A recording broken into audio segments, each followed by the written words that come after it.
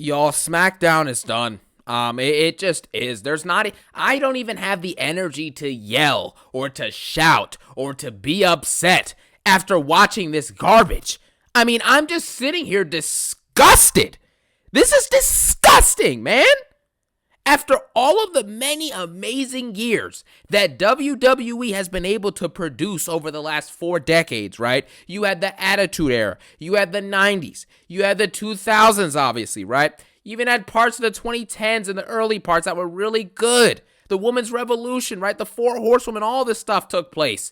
And you fast forward to the 2020s. You had Roman Reigns' amazing championship run. So many great moments. The honorary Sami Zayn storyline. Jey Uso becoming main event Jey Uso. Who's really mid-card Jey Uso. But anyways, that's not the point, right? All of these great things. Mania 40 season with the final boss, The Rock. Giving us one of the greatest Mania buildups ever. To an epic Mania 40 Night 2 when Cody Rhodes finally won that championship and proceeded to have one of the worst championship reigns of all time. But the Mania 40 run and the Mania 40 itself was amazing. And now we're sitting here, and since Mania 40 about 10 months ago, WWE has gotten worse month over month. Every month it has gotten worse. They have a poor WWE champion who does not wrestle, cuts awful promos, and has offered or elevated nothing in the last year. You have a terrible world champion who doesn't defend his title, doesn't cut good promos, and barely shows up to work. And on top of that, he has no notable feuds or moments or matches in his reign. Same with Cody Rhodes pretty much. And you also have a non-existent tag team division that nobody cares about. The tag belts haven't been seen on a PLE since Mania 40, besides one time at Royal Rumble a couple weeks ago. In 10 months, the tag team belts have been defended once on a PLE. Just think about that for a second, right? You have a mid-card division where Shinsuke Nakamura has 2 matches in 2.5 months. You have, Braun Breaker, who wrestles once every 6 weeks. Your women's division is trash. It's awful. Your mid-card is basically Chelsea Green versus Michin every week. You have the same women's tag matches every 2 or 3 weeks. Liv Morgan and Raquel versus Damage Control versus Bianca versus this and that. It's the same stuff. Are you kidding me? This is what WWE has become. They have failed at everything. After a Mania 40 that set WWE in the most promising position it had been in years going forward. And you have a situation now where this stuff has no hype. Mania season feels like this feels like it's just some normal summer watching Smackdown. It's a basic and bland episode of a show week after week that continues to be awful. There's nothing hype-inducing about this Mania season. There's nothing good about Smackdown, and there's nothing good about WWE. And now we're sitting here watching one of the worst episodes I've ever seen. I mean, this episode was impossibly bad. Cody Rhodes starts off the show. He comes out. And he basically does the same thing they do after any money before any Money in the Bank, any Royal Rumble, any Elimination Chamber, or after anyone's trying to do a qualifying match or contending for a world title. The champion comes out, Cody Rhodes comes out and says the usual, "What do you want to talk about? Like he's Chewbacca. And then he comes out there and basically says, "Well, what do you want to talk about? We're going to see who's going to win the chamber. I respect you." Shut up. Cut a promo. Cody Rhodes comes out there and is like, "Well, who's going to win the chamber? Will it be Logan Paul?" Crowd boos. "Will it be Drew McIntyre?" Crowd boos. "Will it be CM Punk, my buddy?" And then the crowd pops for Punk, and then they pop for when he says, "Will it be Cena?" Right? This is the same stuff they do every single time there's any type of these situations. And after he says all of this nonsense, he then proceeds to bring up Drew McIntyre. Not Drew McIntyre, brings up Solo Sikoa. And he's like, "Solo, I respect you, but I need to understand why you did this to me." And then Drew McIntyre comes out. Drew McIntyre basically says nothing, and I am done with Drew McIntyre. He is a jobber, and he is booked like a walking cuck. For as big and as physically imposing as he seems to be, and as he is, he gets treated like an absolute jobber. Drew McIntyre gets booked like Evan Bourne. He wins no important matches, And when he does, no.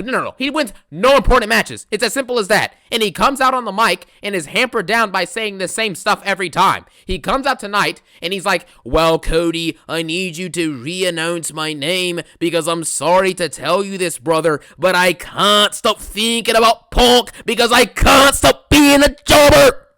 Come on, man. Drew McIntyre has so much talent. Look at the gifts. He's got everything he needs to be a main eventer. And this dude's going to be sitting down feuding with Damian Priest or LA Knight at WrestleMania. Are you kidding me? And Drew McIntyre proceeds to say, Cody, I need you to respect me because everything is about respect and love and care. And Drew McIntyre's like, I need you to talk about my world championships. I've won Money in the Bank. I've won Rumbles. I've done this. I've done that. And no one cares about any of it because you're wrestling like a jobber and you're not cutting any good promos anymore. Your character's stale and it's boring. Complain, and then lose when it matters. That's all Drew McIntyre does. He's boring, he's bland, and nobody cares what this dude has to say. I'm done with Drew McIntyre. I'm done. Now we get Jacob Fatu who comes out. Jacob Fatu basically comes out and says the same thing he always does. He's over with the crowd now, which is cool to see. But Jacob Fatu basically comes out, the crowd's chanting Fatu, Fatu, and Jacob Fatu has done nothing. It just goes to show you how WWE can literally manufacture hype for any star they want to because the wrestling fan base in these crowds are so gullible. They're gullible. I explained this the other night on Monday, right? When the War Raiders fought the Creed brothers, they wrestled a match and the crowd was dead silent the whole time. There's one good sequence with a superplex and a moonsault from Brutus Creed, and then all of a sudden they're chanting, this is awesome. How are you done? And now you're not saying anything for 12 minutes, and then you get 20 seconds of good wrestling, and now this is awesome. This crowd is full of bots. Do you understand what I'm saying? Tiffany Stratton comes out, cuts the same promo week after week. It's Tiffy time. It's Tiffy time. I'm a jobber. Rhea Ripley. I'm going to take back my title that I never lost. Yeah. Cody Rhodes. I respect you. And every week they come out and get great pops from the crowd because the crowd is full of bots. You don't have to impress anyone with your in-ring prowess anymore, with your amazing mic skills, with your storytelling, with your presence, with your consistency, with your entrance, with your lineage, with your effort, with your willpower, with your core energy, your core strength, right? Your abilities and your talent as an entertainer, like they used to with The Rock and Cena and Orton and Hardy and Punk even in his prime, Roman Reigns' championship reign, everything, right? You don't have to do that anymore to get over. All you got to do is show up, you have a couple catchy lines in your entrance, you say the same thing, and these bot fans will support you as if you're John Cena or The Rock. It's embarrassing. But that's what the fans are now. And it's as simple as that. I don't even care about this segment. Jacob Fatu says, I'm a beast, I'm off the scale with it. I'm going to take back what's mine. I'm going to bring the title back to my family. I'm going to do this. I'm going to do this. Shut up. You're not going to do anything. He's the most Jacob Fatu is the most manufactured star, arguably ever. Like one of the most. And he's not even close to the level that Cody Rhodes has been manufactured either. So he's not even the most manufactured. He's one of the most. So I'm done. It just is what it is. That's all this segment is. It's just words and words and words. And then Solo shows up in a truck. Jacob Fatu stops Cody because Cody is also a cuck, right? So Cody stands there after Jacob Fatu puts his hand out. And Cody's like, you put your hand out. You stopped me. He doesn't question anything, right? Jacob Fatu just goes, no, you stay back. I'm going to go talk to Solo first. And you sit back. And then Cody's like, you can get the first word, but I'll get the last word. Shut up. Shut up. Now let's move on from this. We had Naomi versus Chelsea Green. This match, I was counting, by the way, and I kid you not, go back and watch it. I can count it again. This match had over 11 botches inside of the match. I counted because they botched 4 times in the first minute of the match. So after that, I was like, well, I might as well count the botches. 11 botches in like a 8-minute match. Why is the mid-card champion Chelsea Green losing to other mid-carders? If you're the mid-card champ, you're supposed to be the leader of the mid-card division, so no one should be able to step to you unless they're going to win the belt off of you. So how is Chelsea Green losing this match? And number 2, why is everybody so obsessed with either shaking butt cheeks or grabbing butt cheeks now? Naomi and Michin and Chelsea Green, in this match, right? Naomi gave Chelsea Green a wedgie, right? And then she slapped Chelsea Green's butt cheeks. And then she twerks in Chelsea Green's face. And then when Michin wrestles, she's twerking in people's faces. What is this?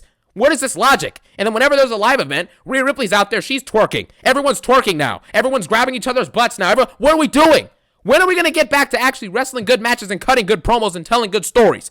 Why is it? Where is this stuff? What place is it? I don't even care about this garbage anymore. Chelsea Green loses the match. So what? We're moving on from this because I genuinely don't care. I really don't. Naomi's a jobber and so is Chelsea Green. Sami Zayn then comes on a video promo like he's Kevin Owens. Sami Zayn basically proceeds to talk about, Kevin, shut up, man. I'm so sick and tired of this stuff, man. Sami Zayn stinks. What happened to this guy? You know? I could care less about this video promo, right? Who even cares what this dude had to say? Sami Zayn sits there, he's like, oh, well, you know, Kevin Owens, you want to do this again? My question is why? Why are you doing this? All this because of a match? Kevin Owens is 100% in the right. You sat there and watched him get Alabama slammed through a ladder and dang near break his neck in half. Why in the world would he not be upset at you? You know, so anything Sami Zayn has to say is null and void, but he's basically saying, you want to go again? We'll go again when I'm cleared. So basically, long story short, Kevin Owens also had a video segment later in the night. We'll just talk about that now. Kevin Owens also has nothing to say. He proceeds to say, Sami, if you want pain, come see me at the Elimination Chamber. And then we also have something else that's going to be filler for the Chamber. So this year's Elimination Chamber is arguably going to be worse than last year's, which was abysmal. Sami Zayn and Kevin Owens have wrestled each other a billion times. They've turned on each other a billion times, right? It's over. This is done. What are they going to possibly do that's so different about this feud than the other 15 times they've done it? Nothing. Now we get Motor City Machine Bum, versus Garza, part 15 billion in the last 2 months, and all of a sudden the refs are botching. The ref botched the pin count horribly in this match. She might get fired soon. You never know what could happen. But this match was garbage. It's Garza versus Motor City Machine Bums. What is there to say about it? You don't care. I don't care. So it's as simple as that. You know what I'm saying? The tag team division is dead. It is dead in the water. No one cares about what's happening in the division. Nobody's interested in what's happening in the division. And you also have to factor in that the champions, DIY, are absolutely horrible at their jobs. Actually, I saw a recent report. I want to see if I can find it. I can put it on the screen. There was a report that Triple H was extremely upset with the fact that DIY and it got like basically no reaction on episodes of Smackdown or on Royal Rumble, right? The PLE, they got no crowd reaction. They just simply weren't over, and the crowd wasn't interested in what they're doing. Why do you think that is, Triple H? Why do you think that is? Huh? The tag team division is garbage, and it's your booking that's done this. Why do you think DIY can't get over? Nobody cares about DIY, you know? It's just ridiculous. Then we get a backstage segment with Solo Sikoa and Jacob Fatu.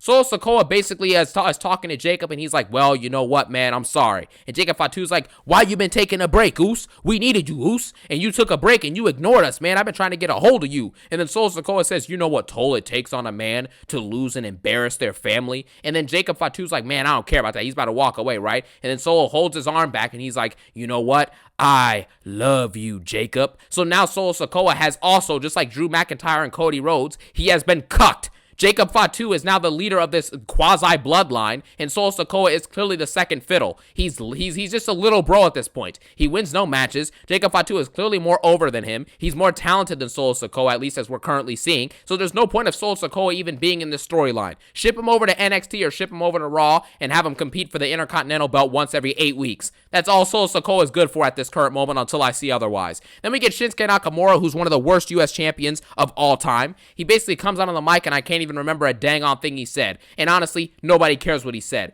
Then LA Knight interrupts him. LA Knight and Miz then proceed to have one of the most awkwardly paced and boring segments of all time. It had a couple good lines, right? LA Knight basically interrupted the Miz interrupted LA Knight, right? Because LA Knight was basically saying, I've been working so hard, Shinsuke, and beating everyone who's in my way, which obviously isn't true. He just lost to Drew McIntyre last week. But anyways, he says he's been beating everyone in his way in order to get back to the U.S. Championship. So let me get this straight. You competed with guys like Drew McIntyre, right? The guys like Jimmy Uso, right? Etc. just to make it back to Shinsuke Nakamura. You went forward to go backwards and fight a jobber for a jobber championship when LA Knight is clearly main event level material, by evidenced by the fact that he was debuting new moves like his scoop slam, this cool little dodge maneuver he did off the top rope. This dude is innovating. He's wrestling consistently every week, and he brought that up in his promo with The Miz. He's like, I grinded. I worked hard. I was defending that belt every single week. And you know what? It's facts. LA Knight was carrying that U.S. championship, and he was helping to carry the mid-card division along with guys like Carmelo Hayes and, your Andrades, right? And now he's in a situation where he interrupts The Miz, because The Miz is basically calling the fans idiots and dumb. And LA Knight's like, you say the same thing. I'm a legend. I have accolades. I beat John Cena at WrestleMania. All the same stuff. And he mimics him, right? It's kind of funny. And then The Miz like fake cries. And he's like, oh, well, it's okay to cry, right, LA? Where? Pretty funny, but kind of awkward. And then LA Knight basically says he should retire because he cries too much like Drew McIntyre. And then they just keep on yapping and yapping and yapping. LA Knight says he's above him. Miz says, you're not on my level. It had some decent moments in it, right? Some decent shots, but it was very awkwardly paced and just boring, right? It got to a point where they were just yapping way beyond the time that they were supposed to be out there, that they needed to be out there, and that's just all it was. Then, instead of us getting a triple threat with Shinsuke Nakamura, who's in his wrestling gear, has his championship, and is clearly able to fight a match right now, and LA Knight's out there in his gear, The Miz is in his gear, he wants to challenge for the U.S. Championship. The Miz says himself, I should earn a shot, because if Cena, who's a legend, is just declaring he's going to be in the chamber, then I should be able to declare that I want a U.S. Championship match, which actually kind of makes sense to a extent. I mean, Miz is not John Cena, of course, but it's the U.S. Championship. Anybody who's won World Championship gold should be able to just walk into an office and challenge for a U.S. belt immediately. The belt means nothing. It's barely even shown on TV anymore. But anyways, after this happens, when Nick Aldis comes out and announces we're going to get Miz versus LA Knight to see who's going to face Shinsuke for the U.S. Championship, right? This is just stupid. Why not just do a triple threat for the U.S. Championship and have LA Knight pin Miz, so that way you didn't have Shinsuke be the one who gets pinned, so you can still run back Shinsuke versus LA Knight for the U.S. title for a rematch? You know what I mean? Just immediately revive the mid-card division by have LA Knight win the title back. Take back the title that he never lost, yeah? That's all you had to do. But instead, we're sitting here watching Miz versus LA Knight for the second or third time this has ever happened, and it's just boring, right? LA Knight debuts a couple moves. Sorry about that. I guess I've got something stuck in my throat. Sorry about that, guys. But anyways, LA Knight debuted a couple moves, but this was largely a boring match that we knew LA Knight was going to win. LA Knight then proceeds to win, and now we're going to get him versus Shinsuke Nakamura, I guess next week or the week after at the Chamber, whatever, right? LA Knight should already have won this U.S. Championship back a while ago, and he should have never lost it in the first place. He should be fighting for the World Heavyweight Championship, but instead he's relegated to fighting for Shinsuke's belt that no one cares about. Again, the fact that we're not getting a triple threat for the U.S. belt when all three men are out there in gear ready to wrestle lets you know everything you need to know about Triple H's booking. Now when people have beef with each other, they're like, okay, you're mad at me, I'm mad at you, we have beef, we should be fighting for this belt, let's do it in 4 weeks. That's his new booking, and it's stupid. Then we get Carmelo Hayes basically burying R-Truth. He beats him in like 5 minutes max, probably less than that. And now all of a sudden, because Triple H knows that he's been booking Carmelo Hayes awfully, now all of a sudden he wants to let Melo Hayes win every match, right? It's too little too late, Triple H. You booked him like a jobber, and now he's treated as a jobber. Unless I see otherwise, right? Like Carmelo Hayes eventually winning a U.S. Championship belt, or, Miz saw him backstage and was saying, Melo, don't Miz. Kind of a cool name for a tag team. I'd be kind of interested in seeing that, because Miz still is great on the mic, and all that other stuff. But the fact is that the Miz, R-Truth, Rey Mysterio, Sheamus, even Orton when he was in the storylines, these dudes were there every week wrestling more than people who are in their prime and who are champions, right? Like Cody Rhodes, for example, or Braun Breaker, or Gunther. All these people who are much younger than them have the championships and are closer to their prime, and they're not wrestling at all, but all these 45 to 50-year-olds are out there every week consistently. Do you see something wrong with that picture or no? Or no?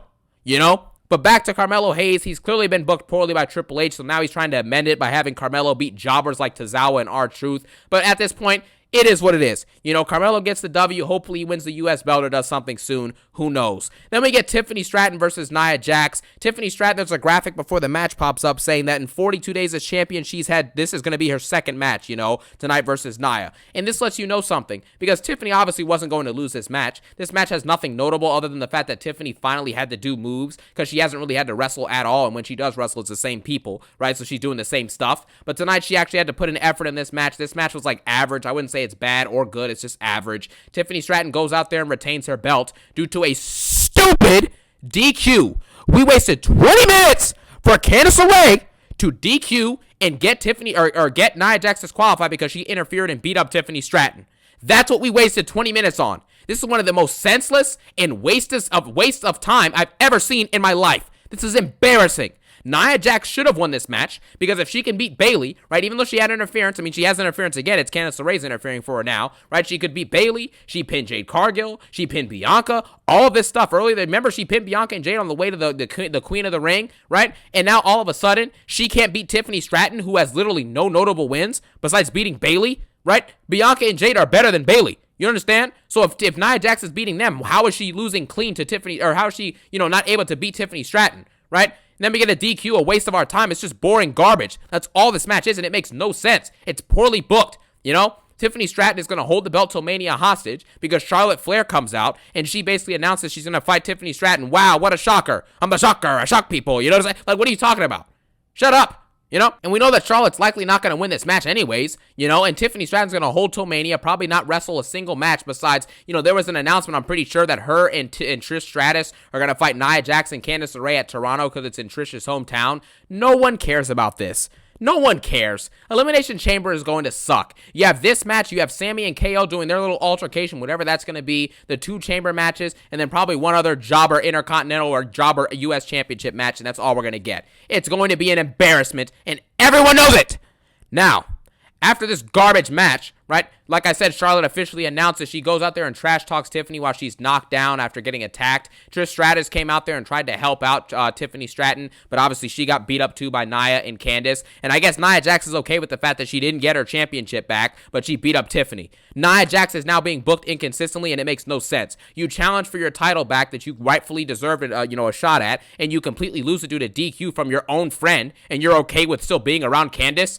You're okay with not getting the title? Like, this is just dumb. The way that they're just able to misconstrue and mess up the booking for no reason is just really sad. It truly is. But that's all you have. And then we got a promo, basically a video promo where the Street Profits were basically just overreacting as per usual. They're going to do all this yelling and talking and all this nonsense, and they're never going to win any championship gold in the near future, right? It's the classic stuff they've basically been doing on repeat now for the last 6 months. Basically the last years at this point, right? The last couple years. So, there you have it. They complain and say we want the smoke and say they're coming for the belts. They're going to lose again in the near future. Just accept it. And then we get to the main event, which is a triple threat match between Damian Priest, Jacob Fatu, and Braun Strowman. Mr. You're in the ring with a monster. You're in the ring with a monster. He just starts slurring his words together. But anyways, this match is actually decent, right? At the end of the day, Damian Priest ends up winning the matchup. I don't really care for anything. There was a great sequence where Jacob Fatu did a dive outside. He had a swanton bomb. He had a pop-up Samoan drop, all that stuff. He did a pretty good job in this match. And basically what ends up happening is the fact that at some point here, Solo Sikoa got involved and tried to beat up with Cody Rhodes, who also got involved, right? He accidentally ends up spiking Tama Tonga. Jacob Fatu's kind of upset with him, so they're teasing dissension between Jacob Fatu and Tama, or not between Jacob Fatu and Tama, between Solo and then Jacob Fatu, obviously, right? Solo's also got some tension with Tama Tonga, of course, so that's basically what they tease. And then due to Cody getting involved, it's actually able to help Damian Priest get the W. So Damian Priest is now the 5th member in the chamber. The last member is likely going to be Seth Rollins. So we're going to probably have Rollins, McIntyre, Priest, Cena, Punk, and Logan Paul. That's going to be your men's Elimination Chamber for this year. And the Elimination Chamber as a whole is probably going to be trash anyways. And also, I don't know what they're trying to tease with this Cody Rhodes situation. Cody Rhodes now is just being shoehorned into random feuds just to give him stuff to do. And they have him look at Damian Priest as if there's a chance Damian Priest is going to win the chamber and challenge Cody. This isn't going to happen. It's over. Stop wasting our time. Cody Rhodes has nothing to do. Smackdown has nothing to do. Cody Rhodes never has anything to say and nothing to offer. He doesn't elevate anyone. He doesn't elevate that belt. He doesn't elevate any stories. He cuts no good promos. He barely wrestles at all. And he's been an absolute embarrassment and a disaster as champion. And because of that, the main event scene is absolutely dead. And so is this Mania season. And so is Smackdown. This episode gets a 2 out of 10. I don't want to ever see anything from this episode again, and this is probably one of the worst Smackdowns of all time. It was impossibly bad. Let me know what you think about Smackdown tonight in the comment sections below. As always, I thank you guys so much for watching. Hope you have a phenomenal day, and stay tuned. Tomorrow night, I might review, I might review NXT Vengeance Day, so we'll see. But, we'll just see what happens, right, what I'm feeling with that. I'll let you, if you guys let me know in the comments if you want to see that, and, I might go ahead and lock that in for you guys. But anyways, have a phenomenal day. Peace out, and one love.